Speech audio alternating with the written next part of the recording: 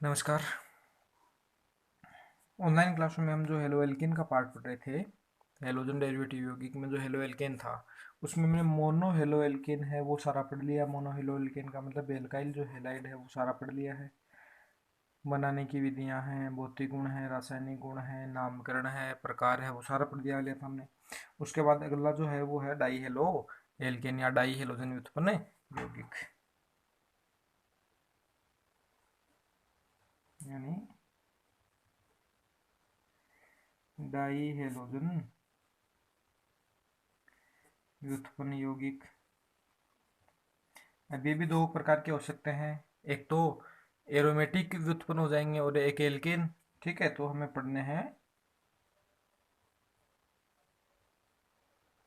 Die halo alkane. कौन से पढ़ने हैं? Die halo alkane. ठीक है, सबसे पहले हम इनकी परिभाषा की बात करें कि इन यौगिकों की परिभाषा क्या होती है। डाई का मतलब कितना होता है? दो। ठीक है, हेलो एल्केन, एल्केन में से दो हाइड्रोजन परमाणु का प्रतिस्थापन किससे कर दे? दो हेलोजन परमाणुओं से कर दिया जाए तो प्राप्त यौगिक क्या कहलाएगा? डाई हेलो एल्केन कहलाएगा। ठीक है, तो परिभाषा क्या हो जाएगी कि एल्केन के अणु से, ठीक है, हेलो एल्केन बनाना है हमें तो किससे करेंगे? एल्केन के अणु से दो हाइड्रोजन परमाणुओं का प्रतिस्थापन, दो हाइड्रोजन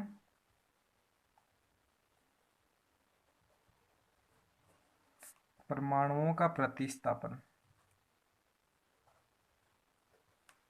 किससे कर दिया जाए? हेलोजन से। दो का मतलब डाई। ठीक है, प्रतिस्थापन हेलोजन परमाणुओं से,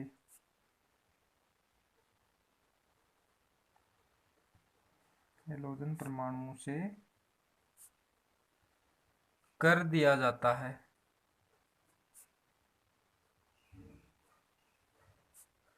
तो प्राप्त जो यौगिक है क्या कहलाएगा? डाई हेलो एल्केन कहलाता है।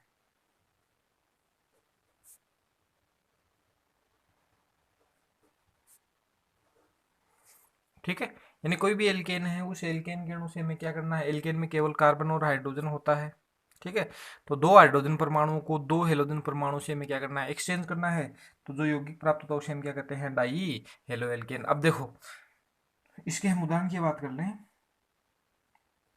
कि जैसे CH4 है, ठीक है, एल्केन है, हमने दो हाइड्रोजन परमाणुओं को क्या कर दिया? हटा के उस पर किसी भी तरीके से दो हेलोजन परमाणु जोड़ दिए तो क्या बन जाएगा? CH2X2। इस यौगिक में हेलोजन परमाणु कितने हैं? दो। तो क्या हो गया ये?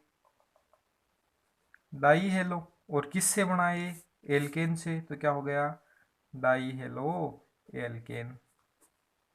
ठीक है, एल्केन कौन सा था? मेथेन। तो इसका नाम भी लिख सकते हैं यहाँ से, डाई। दो का मतलब डाई। हेलोजन कौन से हैं? यदि क्लोरीन हो तो क्लोरो, ब्रोमीन हो तो ब्रोमो, क्लोरीन हो तो फ्लोरो, आयोडीन हो तो आयोडो। ठीक है, डाई हेलो मेथेन। अब कौन सा हेलोजन है उस पर निर्भर करेगा। ठीक है, इसके अलावा हम और देखें, और एग्जांपल देखें, जैसे एथेन है, सी एस थ्री, इससे भी हमने दो हाइड्रोजन परमाणुओं को क्या कर दिया? हटा दिया, उसकी जगह क्या जोड़ दिया? दो हेलोजन परमाणु। ठीक है, तो देखो, अब ये दो हाइड्रोजन परमाणु हमें क्या करने हैं? हटाने हैं। अब कहाँ से हटाएं? यहां से हटाएंगे तो क्या बनेगा? CH3CHX2। एक किससे हटा दें? एक किससे हटा दें तो क्या बनेगा? CHX। इसमें भी कितने हैं? दो। इसमें भी कितने हैं? दो। तो दोनों क्या हैं? Die halo alkane. लेकिन दोनों में हमें अंतर क्या है? साफ दिखाई दे रहा है। दोनों में अंतर साफ दिखाई दे रहा है कि हेलोजन की स्थिति क्या है? अलग अलग है। ठीक है। तो इसी आधार पे, हेलोजन की स्थिति के आधार पे जो डाई हेलोजन उत्पन्न यौगिक है उनका क्या किया गया है, वर्गीकरण। ठीक है, यानी लिख सकते हैं कि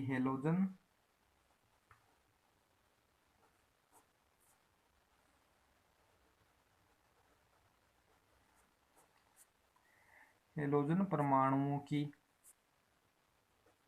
स्थिति, यानी कहाँ जुड़े हैं, स्थिति के आधार पर,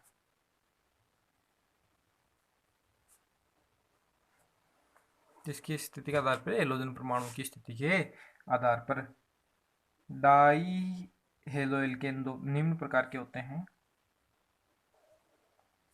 एल्केन निम्न प्रकार के होते हैं। तो हमें दो तो यहाँ दिखाई दे रहे हैं, कौन कौन सा, एक तो ये, इसमें हम देख रहे हैं कि दोनों हेलोजन परमाणु एक ही कार्बन से जुड़े हैं, इसमें भी दोनों हेलोजन परमाणु एक ही कार्बन से जुड़े हैं, एक तो ये हो गए। दूसरे, इसमें दोनों हेलोजन परमाणु देखो अलग अलग कार्बन से जुड़े हैं। तो इसी आधार पर प्रकार है। पहला हम पढ़ेंगे जेम डाई हेलाइड।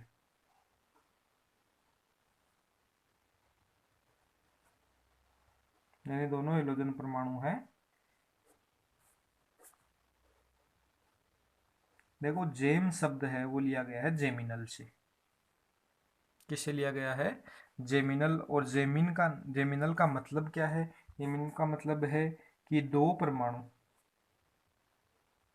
किसी अणु में दो परमाणु एक ही परमाणु से जुड़े हों।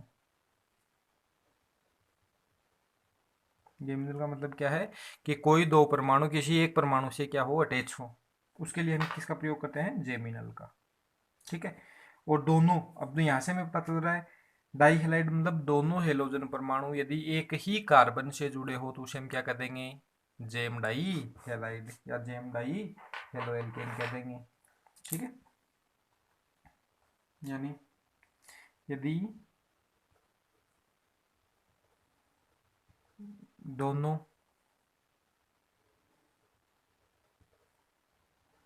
हेलोजन परमाणु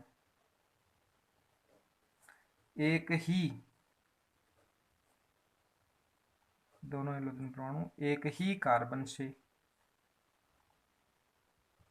जुड़े हों तो उस यौगिक को, यानी दो हेलोजन, दो को डाई, दोनों एक से जुड़े हो तो क्या होगा, डाई, जेम डाई हो जाएगा। उस यौगिक को जेम डाई हेलाइड या फिर जेम डाई हेलो एल्केन कहते हैं। ठीक है, इसके हम उदाहरण देख लेते हैं।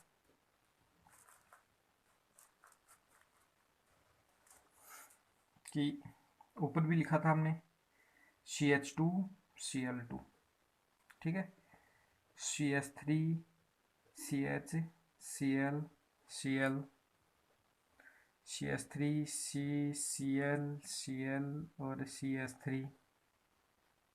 ठीक है, अब देखो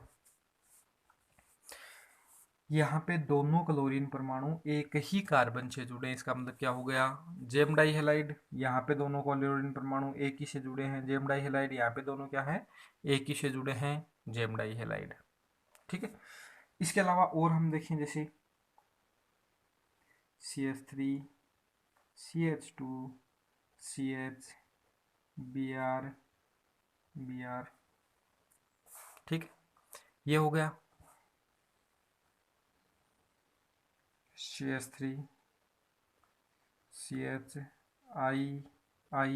ये जितने भी एग्जाम्पल है इनमें हमने क्या देखा है कि दोनों हेलोजन परमाणु हैं वो क्या है, एक ही, किससे जुड़े हैं, एक ही कार्बन से जुड़े हैं, इसलिए इसे हम क्या कहते हैं, जेम डाई हेलाइड।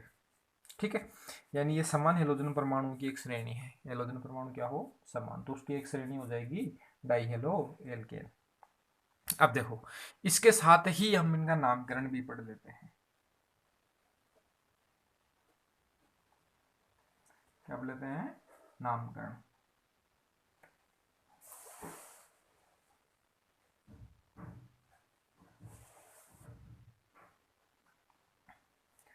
नामकरण की दो विधियां हैं, सामान्य या जो प्रचलित नाम है वो, दूसरा IUPAC। ठीक है, सामान्य नाम हमने देखो जब पहले हमने नामकरण पढ़ा था वहां पे हमने क्या किया था, चर्चा की थी कि इसमें क्या है, कोई ना कोई एक एल्किल समूह है और उस एल्किल समूह से क्या जुड़े हैं, दो हेलोजन। तो क्या हो जाएगा, जैसे हमने उसकी दी थी एल्किल है जो है, मोनो हेलो एल्केन थे उनका नाम क्या दिया था, एल्किल हेलाइड। यहाँ पे कितने हैं, दो हैं, तो क्या हो गया, एल्किल डाई हेलाइड हो गया ना। अब वो दोनों कहाँ जुड़े हैं, वो दोनों कहाँ जुड़े हैं उसके आधार पे देखो, यदि कैसा हो, जेम हो, योगी कैसा हो, जेम, तो एल्किल समूह के लास्ट में ईडीन जोड़ देते हैं। क्या जोड़ते हैं, ईडीन। तो एल्किलीडीन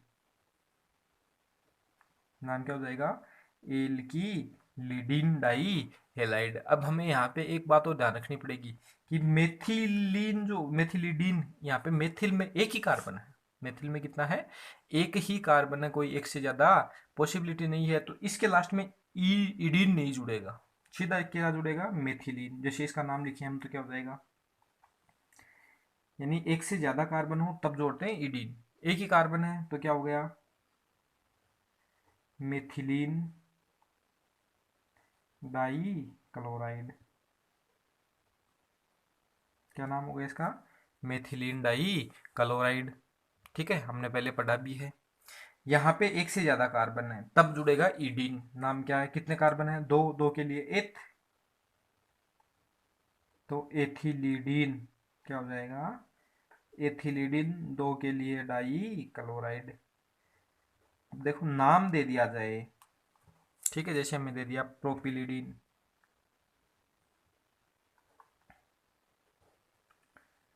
प्रोपिलीडीन डाई ब्रोमाइड दे दिया, तो इसके लास्ट में क्या जुड़ा है, ईडीन। और ईडीन हमेशा किसके लास्ट में जुड़ता है, जेम। इसका मतलब दो ब्रोमाइड में जोड़ने हैं, दोनों कहाँ जोड़ने हैं, एक ही कार्बन पे। तो इसका नाम क्या हो जाएगा, ये हो जाएगा मेथेट प्रोपिलीन डाई ब्रोमाइड। ठीक है, इसी प्रकार इसका हो जाएगा एथिलीन, एथिलीडीन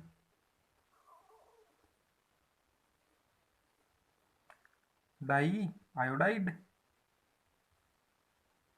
बचाइए, इसमें भी कितने कार्बन है, तीन कार्बन है। ठीक है, इसका मतलब होगा कौन सा, प्रोपिलीडीन। ठीक है, कौन सा होगा, प्रोपिलीडीन। अब देखो इसका सामान्य नाम हम देखें तो हमने एक समूह पढ़ा था, यदि किसी भी श्रृंखला में एक तरफ ये समूह आ जाए, इसके साथ ही तो जोड़े हैं दो, तो इसको बोलते हैं आइसो। क्या बोलते हैं, आइसो। तो यही है इसमें CH3 CH3 Cl Cl, तो इसका नाम हो जाएगा आइसोप्रोपिलीडीन, आइसोप्रोपिलीडीन डाई क्लोराइड। ठीक है, यह है इनका सामान्य या प्रचलित जो नामकरण है वो हो जाएगा। ठीक है, अब देखो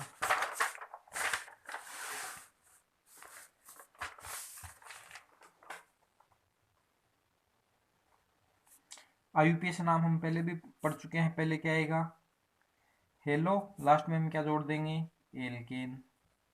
सामान्य देख लिया, IUPAC देख लेते थे इसका। इसमें हमने पढ़ा था CH2 Cl2, नाम क्या हो जाएगा, दो हैं डाई, दोनों वन पोजीशन पे जुड़े हैं तो वन वन लगाने की आवश्यकता नहीं रहती है। ठीक है, डाई क्लोरो, दो हैं तो क्या जोड़ दिया, क्लोरो। लास्ट में एक कार्बन है तो क्या हो जाएगा, मेथेन। इसी प्रकार CH3 CH Br और Br, यहाँ पे भी दोनों हेलोजन परमाणु एक ही कार्बन से जुड़े हैं, नाम वही होगा हेलो एल्केन। दो हैं तो डाई दोनों समान हैं, डाई कौन से हैं, ब्रोमो, दो कार्बन के लिए एथेन। ठीक है, इसी प्रकार एक एग्जाम्पल और पढ़ा था, आइसो प्रोपिलीडिन क्लोराइड, ये था। इसमें देखो दो हैं, दोनों कौन सी पोजीशन पे, वन टू, टू टू पे जुड़े हैं तो टू टू लगानी पड़ेगी, two two, two two dichloropropane. और नामकरण हम विस्तृत रूप से पहले पढ़ भी चुके हैं। ठीक है, ये हो गया जेम डाई हेलाइड। अब दूसरा है स्थिति के आधार पे, वो है विष।